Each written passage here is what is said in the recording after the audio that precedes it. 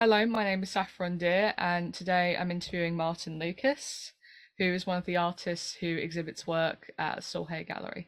Hello, Martyn. Morning.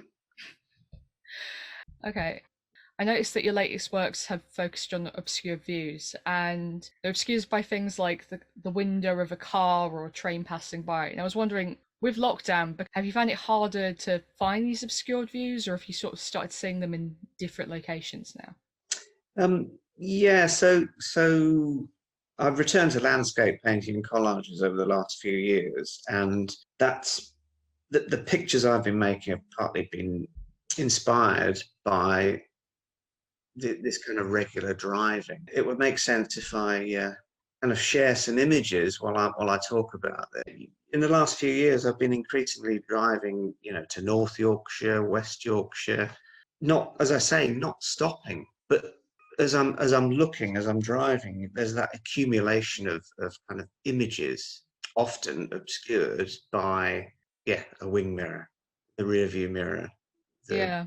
the window, or street furniture, and particularly, going over the M62 as a repeated journey, or the A59 to North Yorkshire past Clitheroe.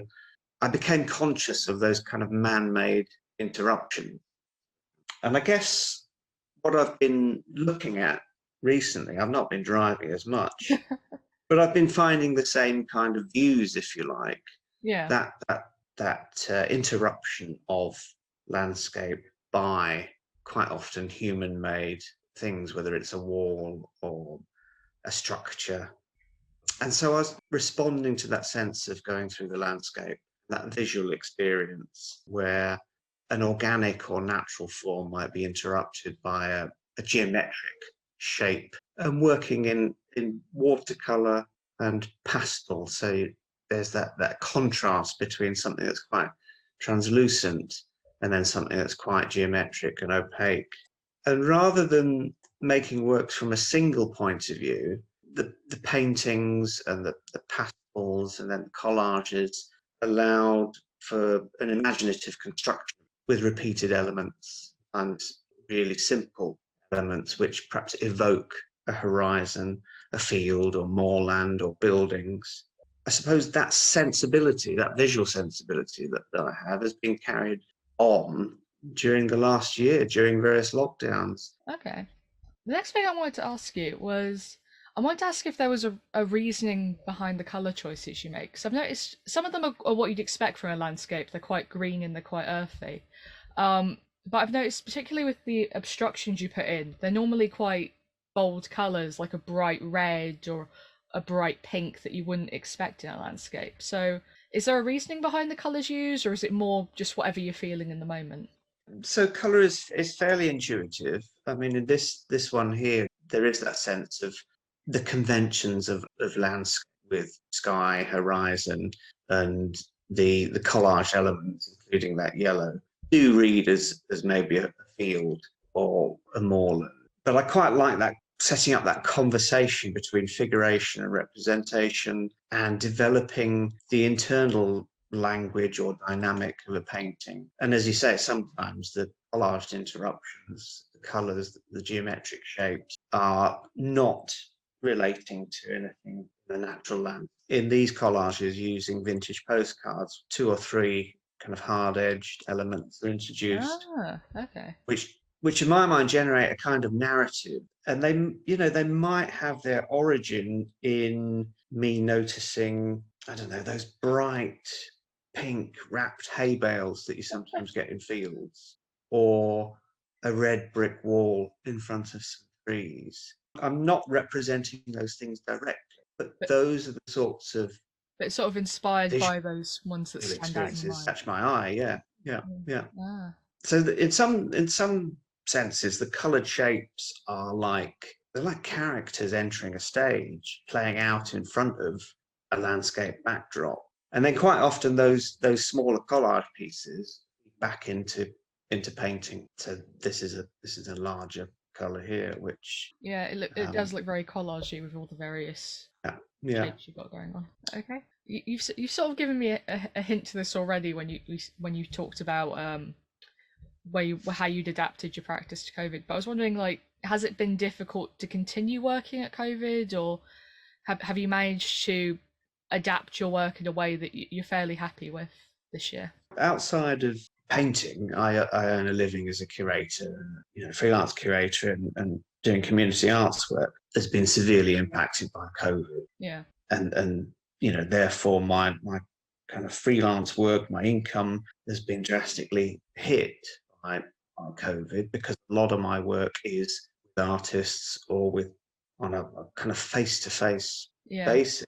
Having said that, over the last year and during lockdowns, I have been able to access my studio, and whilst I've not been driving as much, I've been going for walks like most people, Yeah. and exploring or rediscovering what's on the doorstep. So for me, exploring the rather unglamorous but also quite beautiful walks very locally, literally across the road. And that's generated a new series of small mixed media works, as I say, derived from walking through scrubland, trees, muddy fields, paths. So although I'm out of the car, there's a similar sense of walking through, noticing things, and returning to the studio to make paintings, collages, mixed media works which derive from those experiences. And the other thing that I've definitely been kind of exploring over the last year is revisiting old sketchbooks and photographs. So it's been quite a reflective sort of period. So paintings such as this, called Memories of a Mountain, of Mount Rundle in Banff in Canada. I was there 30 years ago.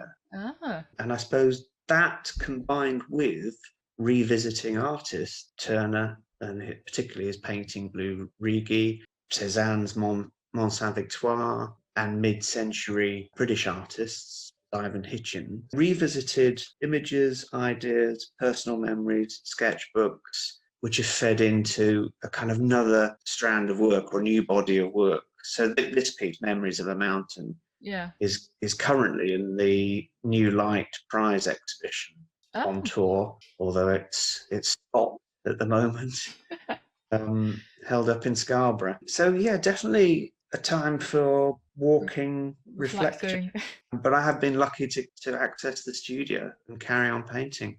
um the last question I wanted to ask you was, are there any changes you've made to your practice, or even just your life, because of COVID, that you actually think you might continue doing once the pandemic is over? I suppose there are always incremental change the way I work in terms of painting. COVID has brought around a particular set of circumstances where, Yeah. I mean, certainly in terms of being a freelancer, as an artist, curator, the future looks really precarious. It's been hard.